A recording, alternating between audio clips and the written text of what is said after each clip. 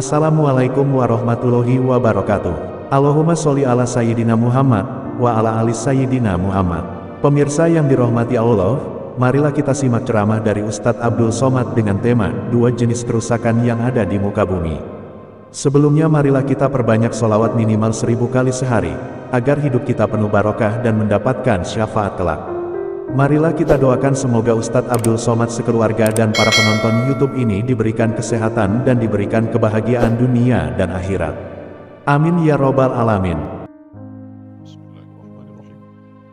Assalamualaikum warahmatullahi wabarakatuh. Kalau Tuan menangkap balam, jangan dikasih ikan cucut. Dari bunyi sambutan salam, kelihatannya jamaah ini lagi terkejut melihat Ustadz Somad baju merah. Kalau Tuan pergi ke Mekah, jangan lupa naik kereta. Ustadz Somad pakai baju merah karena dibuatkan Ustadz Hatta. Nah, ini perlu saya jelaskan supaya jangan ada dusta di antara kita. Apa kabar Bapak Ibu semua? Sehat? Alhamdulillahi Rabbil Alamin. Allahumma salli ala Sayyidina Muhammad wa ala alihi wa sahbihi wa barik wa sallim. Al-habaib al-afadil al-ulama al-ajilla matta'anallahu bituli umurihim wa bihusni adabihim wa lutfihim. Mudah-mudahan para habaib, guru-guru kita, para ustadz, para alim ulama panjang umur supaya ilmunya berkah untuk Indonesia. Amin ya rabbal alamin. Bapak-bapak, ibu-ibu, wali santri, para donatur, adik-adik, semua yang berhadir, tak dapat saya sebutkan satu persatu, insyaallah semuanya dimuliakan Allah Subhanahu wa taala. Amin ya rabbal alamin. A'udzubillahi minasyaitonirrajim. Zaharal fasadu fil barri wal bahri. Kerusakan di dunia ini ada dua. Yang pertama fil barri, di daratan. Yang kedua wal bahri, di lautan. Yang di darat dulu kita kaji. Yang di darat ini yang paling hebat manusia. Maka manusia ini yang pertama dirusak. Sebelum lahir ke dunia sudah dirusak duluan. Dirusak dengan apa? Nauzubillah, nauzubillah, nauzubillah, namanya aborsi. Sesuai dengan survei, tingkat aborsi di Indonesia tahun 2023, 2024 belum bisa dihitung karena baru sampai Agustus. 2023 tingkat aborsi 2,4 juta janin gugur. Penduduk Banjarmasin 800.000. 4 kali lipat anak yang gugur tidak berdosa. Lebih hebat daripada masa jahiliyah dulu. Wa idzal mau'udatu su'ilat, bayi-bayi yang dikubur hidup-hidup akan ditanya, bi ayyi dzambin qutilat, kenapa kamu dibunuh? Zaman Abu Jahal, Abu Lahab jahiliyah dulu, bayi itu lahir dulu baru dibunuh. Sekarang belum lahir udah dibunuh. Angka aborsi. Rumah oknum dokter SPOG, spesialis obgyn, spesialis kandungan, bukan spesialis jin, spesialis obgyn, oknum, mohon jangan tersinggung Pak SPOG. Digali rumah di bawah kamarnya, ditemukan tulang-tulang. Rupanya perempuan itu aborsi, maaf, digugurkan. Takut ini kalau dibuang ke tong sampah, dikubur di bawah di semen. Bocor, sepandai-pandai tupai melompat, akhirnya jatuh juga. Sepandai-pandai menyimpan bangkai, baunya tercium juga. Ini sebelum lahir. Bagaimana dengan setelah lahir? Setelah lahir anak dirusak lagi. Anak yang lucu-lucu, yang imut-imut itu menjadi amit-amit. Bagaimana cara merusaknya? Dirusak dengan handphone. Dulu kalau saya datang ke rumah orang, waktu saya kecil, itu disuruh salaman sama emak. Salam ini kiai, salam ini ustadz. Kita salam, kita lihat wajahnya, kita cium tangan. Sekarang saya datang ke rumah orang, saya ngulurkan tangan, dia cuek aja. Sibuk main handphone. Yang ngasih handphone siapa? Ibunya. Kenapa anak dikasih handphone? Biar supaya jangan nangis. SD. Tamat SD, wajib masuk pondok. Karena di pondok tidak boleh main handphone, di pondok tidak ada parabola, di pondok tidak ada nonton TV. Sibuk ngapal Quran, baca kitab. Tidak ada solusi lain kerusakan anak. Anak SMP, waktu saya dulu haji, saya ingat. Sudah lama jadi TKI, kata jamaah haji. TKI bukan hina, mereka pahlawan devisa. Mohon maaf Pak Haji, saya ini bukan pekerja, saya ini mahasiswa. Oh mahasiswa, ya dari mana? dari Mesir. Sudah lama belajar di Mesir. Sudah 4 tahun nih mau pulang. Cepatlah kalian pulang dek. Indonesia sudah hancur. Hancur gimana Pak?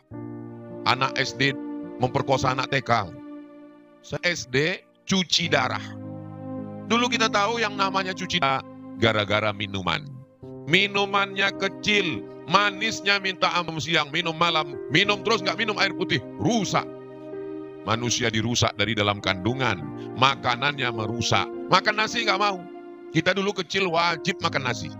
Udah ada mie pun wajib makan nasi. Zaman sekarang anak-anak nggak makan nasi. Makan apa? Mie instan, pengawet. Makan ikan asin, formalin. Lalat lebih selamat dari manusia. Kalau pergi ke pasar, mau beli ikan asin, belilah ikan asin yang dikerubungi lalat. Itu berarti nggak ada formalin. Tapi kalau ikan asin nggak ada lalatnya, berarti sudah ada formalin. Lalat tahu kalau ini ada formalin, kita nggak tahu. Maka lebih awet lalat daripada kita. Ikan asinnya formalin, dagingnya disuntik, makanannya pengawet bahan kimia, minumannya pemanis buatan. Manusia rusak. Satu-satunya solusi lagi tinggal pondok pesantren. Pondok pesantren pun dirusak. Ada satu berita oknum gara-gara nila setitik rusak susu. Dulu Sebelanga, sekarang satu kota. Hancur semuanya. Padahal yang melakukan itu 0,00 sekian persen. Tapi dirusak seluruh pondok pesantren. Beritanya diangkat terus oleh buzzer di Instagram, di TikTok. Supaya apa? Supaya angka mendaftar pesantren kurang. Saya baru dari Pulau Madura, dari Pulau Jawa. Apa berefek berita-berita di medsos ini Kiai? Berefek Ustadz, pendaftaran anak menurun. Ternyata tidak di Banjarbaru. Karena Ustadz Atta tadi mengatakan itu 62 itu karena dibatasi. Karena kurang kamar asrama. Kalau nggak dibatasi melimpah masuk. Ternyata berita itu nggak mempan bagi masyarakat Banjarbaru, Banjarmasin, Kalimantan Selatan. Nggak mempan berita-berita medsos. Kenapa nggak mempan berita medsos bagi masyarakat Banjar? Ada 2 kemungkinan. Pertama, mereka nggak main medsos. Yang kedua, mereka makan ikan yang anti, ikan haruan. Itu ibu-ibu yang baru melahirkan, bagus habis operasi, karena itu anti kuman, anti bakteri, cepat penyembuhan. Rupanya itu bagus juga untuk pikiran. Buktinya apa? Pikiran masyarakat Kalimantan Selatan nggak rusak, pondok pesantren tetap ramai, dibangun. Saya kalau pergi ke Aceh, yang ngurus jadwal alumni Al-Azhar. Saya percayakan kepada alumni Al-Azhar. Kenapa? Karena saya belajar di Al-Azhar. Ini Ustaz Somad ini fanatik Al-Azhar. Tidak. Saya tetap menghormati sahabat saya dari Ahqab, Buya Yahya dari Ahqab Yaman. Saya tetap menghormati sahabat saya dari Darul Mustafa, Habib Muhammad bin Anis dari Darul Mustafa Tarim Hadramaut. Saya tetap menghormati alumni Tunis, yayasan kita, guru kita, Al-Mukarram, doktor dari Tunisia, Zaitunah. Tapi kenapa Ustaz pakai Al-Azhar? Lah wong saya tamat dari Al-Azhar. Ada ulama wali Allah namanya Syekh Saleh Al-Ja'fari. Nanti Bapak Ibu kalau sampai ke Kairo ada masjid dekat Al-Azhar namanya Masjid Syekh Saleh Al-Ja'fari. Kuburnya ada di samping. Insya Allah panjang umur kita akan umroh dan ziarah ke Masjid Syekh Saleh Al-Ja'fari. Ongkos tanggung masing-masing. Kata Syekh Abdullah bin Siddiq Al-Ghumari, Syekh Saleh Al-Ja'fari salah satu wali Allah yang mempunyai kasyaf dan karamat. Begitu ditulisnya dalam kitab biografi. Suatu ketika Syekh Saleh Al-Ja'fari lewat. Waktu itu Al-Azhar sedang ada renovasi. Jadi digali tanahnya, pasirnya numpuk. Kata Syekh Saleh Al-Ja'fari kepada tukang yang ada di situ, kamu jangan macam-macam dengan debu tanah Al-Azhar. Kenapa Syekh? Sajadat fiha awliyaullah. Karena debu-debu tanah-tanah di Al-Azhar ini bekas keningnya para wali-wali Allah yang bersujud di atasnya. Itulah alasan kenapa kami mengambil nama Al-Azhar. Nama pesantren ini adalah Nurul Azhar. Nur cahayanya. Cahaya Al-Azhar dari Kairo Mesir memancar sampai ke Banjarbaru, sampai ke Papua melalui stasiun transmisi yang ada di Nurul Azhar Kalimantan ini insya Allah. Amin. Lalu kenapa ujungnya ada Kalimantan? Untuk membedakan dengan Nurul Azhar Riau. Saya sedang berada di Nurul Azhar. Nurul Azhar mana? Nurul Azhar Kalimantan. Apa bedanya? Nurul Azhar Kalimantan pembangunannya lebih pesat. Sampai ada yang curiga jangan-jangan yang ikut membangun ini ada sekelompok jin. Mudah-mudahan semakin cepat pembangunan masjid, semakin cepat asrama putri yang ada di belakang insya Allah. Amin. Saya Setiap ceramah kemana-mana yang mengurus saya alumni Azhar. Kalau saya pergi ke Sulawesi, Sulawesi Utara, Sulawesi Selatan, Sulawesi Tenggara, Sulawesi Tengah, Sulawesi Barat, itu yang mengurus alumni Al-Azhar namanya Ustadz Hasbi. Kalau saya pergi ke Pulau Kalimantan, yang mengurusnya Kalimantan Utara, Kalimantan Selatan, Kalimantan Timur, Kalimantan Tengah, itu yang ngurus namanya Ustadz Haji Muhammad Hatta. Beliaulah yang sekarang memimpin bersama para alumni Azhar, alumni Tunisia, bersama para asatiz. Beliaulah komandonya. Kita doakan supaya Ustadz Hatta panjang umur, sehat badan. Saya angkatan 98. Ustadz Hatta angkatan 96. Jadi kalau nyuruh itu nggak berani, takut kualat. Beliau senior saya, kakak kelas saya. Jadi saya ngomong itu ya datar aja. Saya bilang gini, Ustadz Hatta, saya kalau bisa jangan tinggal di hotel. Kalau bisa. Kenapa? Karena saya di hotel ini nggak nyaman. Saya sudah pakai baju koko, udah pakai peci, udah pakai sorban. Ngelihat orang bajunya belum selesai dijahit. Ada kainnya kurang 2 meter. Jadi kalau gitu kita tunggu orang wakaf tanah. Alhamdulillah, nggak ada yang wakaf. Di beberapa tempat kalau kita selesai tablik akbar, belum selesai tablik akbar di Aceh, di Singkil, langsung berdiri ibu-ibu. Saya wakafkan tanah Pak Ustadz. Di Kalimantan Barat, saya mau wakafkan tanah 70 hektar. Syaratnya dengan Ustadz Abdul Somad. Datang saya ke Kalimantan Barat. Alhamdulillah di Kalimantan Selatan nggak ada yang wakaf tanah. Nggak tahu gimana ceritanya Ustadz Atta bermusyawarah dengan keluarga. Karena saya minta saya mesti tinggal di pondok, saya nggak mau tinggal di hotel. Akhirnya 2 tahun beberapa bulan yang lalu, videonya Pak Kiai masih ada nyimpan. Kalau Bapak mau minta share ke beliau, saya pun dibawalah ke sini. Ayo, saya sangka pondoknya udah siap. Ternyata acara pemotongan pohon karet. Dikasihlah saya parang. Sudah lama saya tausiah dari Sabang sampai Papua. Gunting pita sering. Tapi motong karet baru itulah semua. Bismillahirrahmanirrahim, Allahu Akbar. Yakinkan sekali potong tembus Ustadz ya. Soalnya kalau enggak viralnya kemana-mana nanti. Somat letoy enggak bertenaga. Potong, putus. Enggak tahu pohon. Ya di mana lokasi pohonnya itu Ustadz? Gitu ya. Kami tidak pernah tahu akan berdiri gedung yang besar. Allahu Akbar. Allah semua punya kuasa. Innama amruhu iza arada syai'an ayyakula lahu kun. Tolong usaha foto-fotonya itu disimpan. Supaya anak-anak ini tahu sejarahnya. Jangan mereka sangka pejam mata tiba-tiba muncul bangunan ini. Supaya mereka tahu bahwa perjuangan ini dari nol, dari semak, dari pohon-pohon kayu, pohon-pohon karet. Akhirnya kita tebang, hari berganti bulan, bulan berganti tahun. Akhirnya sekarang saya memang betul-betul tinggal di pondok. Nyaman tidur tadi malam, sampai payah bangun. Saya tinggal di pondok, cita-cita sudah sampai. Ustadz Atta, kita selalu acara di hotel. Berapa kali kita acara di hotel, convention hall. Kalau bisa Ustadz Atta jangan di hotel lagi. Saya maunya langsung di pondok. Supaya masyarakat jamaah langsung lihat mana kelasnya. Jangan cuma gambar. Karena biasanya gambar dengan kenyataan beda. Makanya banyak sekarang orang nggak jadi nikah. Karena beda yang digambar. Waktu dilihat di Instagram, wow. Begitu ketemu, rupanya filter 3 lapis. Wajah Cina, tangan Afrika. Maka kalau melihat langsung, oh ini pintu gerbangnya, itu kenapa dipagar? Itu di sana untuk santri putri, ini untuk santri laki-laki. Ini kenapa begini? Yang di bawah untuk asrama, yang di atas untuk kelas. Saya sudah masuk melihat bagaimana kamarnya, bagaimana tempat tidurnya, bagaimana toiletnya. Toilet di luar supaya baunya tidak masuk ke dalam. Dibuka jendela banyak supaya sirkulasi udara bagus. Kenapa nggak pakai AC? PLN mahal guys. PLN-nya nggak masalah, kita yang punya nggak punya duit. Lalu kemudian bangunannya cantik dan indah. Maka semua saya yakin dan percaya, semua jamaah yang datang kemari, waktu saya terakhir kemari ini cuma kayu.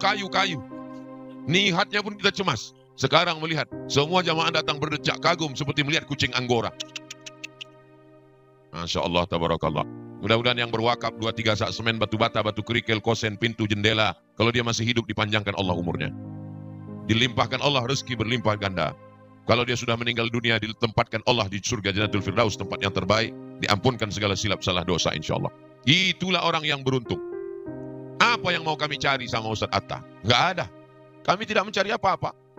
Mau cari jabatan? Enggak. Jangan cari muka. Kita sudah punya muka. Muka apa lagi yang mau dicari? Jangan cari nama. Nama sudah ada. Nama beliau ada, nama saya ada. Nama saya ada dalam Quran, Qul wallahu ahad, Allahus somad. Nama beliau ada, Alhaakumut takasur hatta zurtumul maqabir. Nama jangan cari, nama sudah ada. Wajah, jangan cari muka, muka sudah ada. Lalu yang mau kita cari ini apa ini? Yang mau kita cari hanya satu, amal jariyah. Tapi Ustaz Atta tidak mau amal jariyah sendirian. Ustaz Atta mau mengajak kawan-kawan sahabat semua. Kira-kira Bapak Ibu mau nggak dapat amal jariyah? Dibangun rumah besar, megah, mewah, lantai import batu dari Itali, keramiknya luar biasa. Masuk kita ke toilet, bingung ceboknya gimana, nggak ada keran. Dipencet nggak ada keran. Sampai akhirnya tahunya setelah keluar, sebelum cebok keluar duluan. Nanya tuan rumah, gimana kerannya? Ternyata ngidupkan kerannya, cuman bersin aja, langsung hidup. Tapi kalau kita meninggal dunia, semuanya tinggal. Mobil mewah 5 miliar, tinggal. Rumah 4 lantai, tinggal. Pakaian 5 lemari, tinggal. Tapi asrama kelas Nurul Azhar Kalimantan, anak-anak tidak pernah kosong dari menghafal Quran murojaah. Bangun jam 3, mandi bersih-bersih, jam 4 mulai menghafal Quran. Karena kepalanya masih kosong, belum panas, belum ada isi apa-apa. Jam 5, sholat subuh. Dari subuh ke sarapan, murojaah mengulang hafalan. Masuk kelas formal. Banyak orang nggak mau masukkan anak ke pondok karena nggak ada ijazah formal. Nurul Azhar Kalimantan, Ustadz Atta, jangan paket. Jangan sampai anak nggak ada ijazah. Karena kita tinggal di negara kesatuan Republik Indonesia. Anak-anak nanti mau jadi polisi, tentara, mau jadi dokter spesialis. Buatkan ijazahnya, terdaftar di sekolah. Sanawiyah, aliyah. Kenapa sanawiyah? Ada pelajaran agama, tafsir, hadis, fikih, akidah. Ada juga pelajaran umum, fisika, kimia, biologi, matematika, bahasa Inggris. Kenapa ijazah aliyah? Ijazah aliyah bisa masuk UI, bisa masuk ITB. Ijazah aliyah juga bisa ke Al-Azhar, Kairo, Mesir. Saya tidak paksa anak-anak ini mesti ke Mesir semua. Anak-anakku sekalian, Ustadz Somad dengan Ustadz Atta, walaupun kami tamat Mesir, kami tidak paksa kalian ke Mesir. Yang mau ke Mesir, dikirim Ustadz Atta. Yang nggak mau ke Mesir, terserah mau kuliah di mana. Karena kalau nggak mau ke Mesir, kita paksa juga ke Mesir, dia pulang bukan jadi ulama, jadi Fir'aun. Ibu yang dimuliakan Allah Subhanahu wa Ta'ala. Dulu kalau saya ceramah, Ustadz ceramah jangan kuat-kuat, nanti napasnya putus. Ustadz ceramah jadwalnya jangan banyak-banyak, nanti Ustadz mati, pengganti Ustadz siapa? Hari ini saya dengan lantang berani berkata, kalau Abdul Somad mati, pengganti-penggantinya dari Nurul Azhar Kalimantan sudah siap. Gimana anak-anak santri Nurul Azhar? Sudah siap? Siap diusir dari Singapura? Insya Allah enggak. Ustadz Somad itu aja yang kena fitnah, memang udah nasib dia gitu, gimana lagi. Makanya dibuatkan Ustadz Atta baju merah. Saya tanya, kenapa merah Ustadz Atta? Sekarang sudah ada, ya. Terus sekarang ingin pula masjid supaya selesai. Masjid nanti kalau selesai gimana Pak Ustadz? Asrama belum selesai. Terus asrama yang putri nanti kalau selesai gimana Pak Ustadz? Depan masih ada tanah kosong. Terus sampai kapan ini Pak Ustadz? Sampai malaikat maut mencabut nyawa. Makanya nama yayasannya Hasma Hatta Zurtumul Maqabir. Saya mau tenang Pak Ustadz. Tenangnya nanti ketika kita di surga Jannatul Firdaus semua. Selama di dunia ini, kalau kepala kita ini kita tidak ajak untuk memikirkan asrama, memikirkan masjid, memikirkan kelas, memikirkan rumah guru, memikirkan dapur, memikirkan gaji, memikirkan pembebasan tanah, maka kepala ini akan mikir yang lain. Yang sudah punya mobil 1 ingin mobil 2, yang sudah punya rumah 1 ingin rumah 2, yang sudah punya bini 1 ingin. Saya tahu kalian takut. Maka kepala ini, yang ketawa santri kayak paham aja. Maka kepala ini mesti diajak memikirkan agama. Ibu-ibu, kalau tidak diajak kepalanya memikirkan 2-3 sak semen, memikirkan asrama, memikirkan kelas, memikirkan masjid, memikirkan rumah guru, memikirkan dapur, memikirkan pembebasan tanah. Kalau tidak diajak, nanti kepalanya akan memikirkan, oh tas itu yang dipakai artis mahal ya. Baju kulit itu, ini itu, belum lagi operasi kresek. Memasukkan plastik ke wajah, dagu kresek, hidung kresek, pipi kresek, alis mata kresek, bulu mata plastik, ada orang bakar sampah, plastiknya layu. Maka Bapak Ibu semua paham. Nanti kalau tanah ini sudah habis semua Pak Ustadz, sudah sanggup menampung 1000 santri, apa selesai kita? Belum. Terus kita buat program apa lagi? Nurul Azhar Kalimantan 2. Sampai kapan Pak Ustadz? Tidak pernah berhenti sampai akhirnya kita tersenyum karena kita semuanya husnul khatimah. Ya Ustadz Somad kan Ustadz ceramah ke sana kemari, pahala Ustadz kan banyak. Saya nggak yakin pahala saya ini masih ada. Saya curiga pahala saya ini jangan-jangan sudah habis gara-gara riya, gara-gara sum'ah, gara-gara dipuji orang. Jangan-jangan ceramah saya ini udah habis pahalanya, dihabiskan oleh viewer, follower, dan subscriber. Saya masuk surga bukan karena pahala ceramah saya. Saya masuk surga karena doa mereka penghafal Quran yang ada di sana. Jangan tepuk tangan dulu, masih panjang nih sebentar. Ketika datang berita kabar Abdul Somad sudah meninggal dunia, mereka akan membacakan Yasin, menghatamkan Quran, mendoakan dari Nurul Azhar Kalimantan. Siap membacakan Ustadz Yasin? Siap menghatamkan Quran untuk Ustadz Somad? Siap mendoakan Ustadz Somad setiap malam Jumat? Saya sudah dapat. Kamu? Insya Allah Bapak Ibu semua, walaupun gak disebutkannya nama, karena semen Bapak dijadikan lantai, semen Ibu dijadikan atap. Semen kok jadi atap? Mengalir. Tapi jangan gara-gara ini lalu Ibu, Bapak yang nyumbang semen langsung dikawal. Semen saya kemana? Semen saya tolong yang di tempat tidur ya, jangan jadi WC. Mau jadi WC, mau jadi dapur, jadi toilet, jadi gaji guru, jadi bayar listrik, jadi bayar air, semuanya mengalir sebagai amal jariah insya Allah. Jangan cuman Bapak Ibu saja, niatkan. Ini 2-3 sak semen untuk almarhum ayah saya, almarhumah ibu saya. Ayahnya dapat, ibunya dapat, anak-anak ibu, bapak ibu juga dapat aliran pahala. Saat menjumpai Nabi SAW, ya Rasulullah, ummi matat, ibu saya meninggal. Apa atasaddaqu anha? Kalau saya bersedekah apakah pahalanya sampai? Kata Nabi, tasaddaq, bersedekah pahalanya sampai. Ayu sadaqatu afdal? Apa sedekah yang paling afdal? Kata saqyul ma, sedekah yang paling afdal adalah saqyul ma, memberikan air minum. Maksudnya sumur. Kita sekarang tidak gali sumur, sumur bor. Tapi jangan gara-gara ini semua besok nyumbang sumur bor. Ada yang sumur bor, ada yang WC toilet, ada yang rumah guru, ada yang asrama. Saya orangnya bukan tipe yang model maksa. Kamu berapa? Kamu berapa? Kamu berapa? Saya nggak sampai hati begitu. Saya orangnya terserah. Ada yang langsung cash. Bapak ibu yang tak ada uang bisa kasih gelang, cincin, rantai, anting, gigi palsu. Yang mau transfer bisa, yang mau langsung ke Ustadz Atta bisa. Saya berharap setelah saya pulang semua pada nelpon Ustadz Atta. Assalamualaikum Ustadz Atta. Waalaikumsalam. Masjid berapa lagi? Berapa semen? Berapa batu bata? Asrama putri yang diletakkan Ustadz tadi batu pertama berapa lagi? Bapak mau bantu? Enggak, nanya aja. Bapak Ibu yang dimuliakan Allah Subhanahu wa taala. Pergi pagi, pulang petang, peras keringat, banting tulang, tunggang langgang, lintang, pukang, kaki jadi kepala, kepala jadi kaki. Pergi berangkat, anak belum bangun, pulang anak sudah tidur.